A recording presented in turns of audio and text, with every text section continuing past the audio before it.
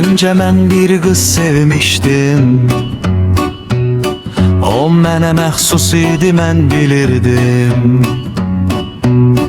Həyat bir ləzzət, hər an bir oyun, sevgi içində keçirdi hər gün.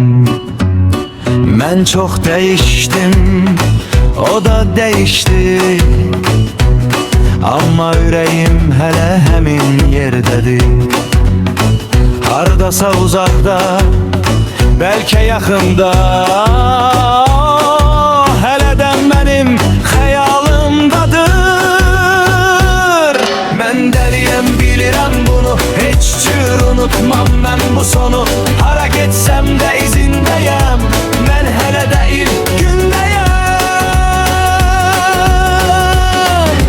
Mən bir nağıla aşiq olmuşam, dərdim çox olsa da mən susmuşam. Bu eşq məni heç vaxt tərk etməyəcək, çünki sən mənim tək gerçəyimsən.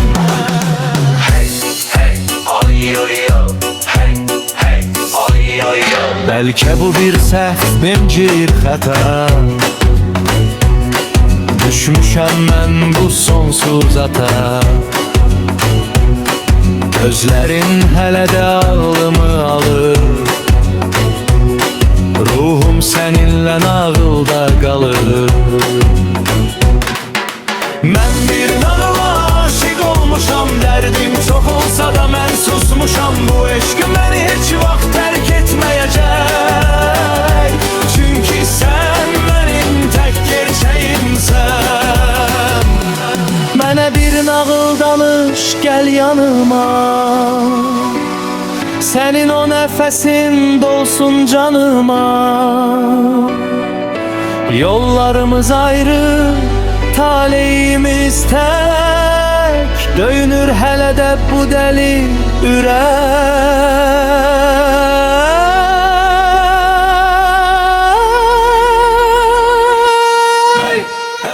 Oy, oy, oy. Mən bir nağıla aşiq olmuşam, dərdim çox olsa da mən susmuşam. Bu eşq məni heç vaxt tərk etməyəcək, çünki sən mənim tək gerçəyimsən. Nağıla aşiq olmuşam, dərdim çox olsa da mən susmuşam. Bu eşq məni heç vaxt tərk etməyəcək, çünki sən mənim tək gerçəyimsən. Oy, oy, oy.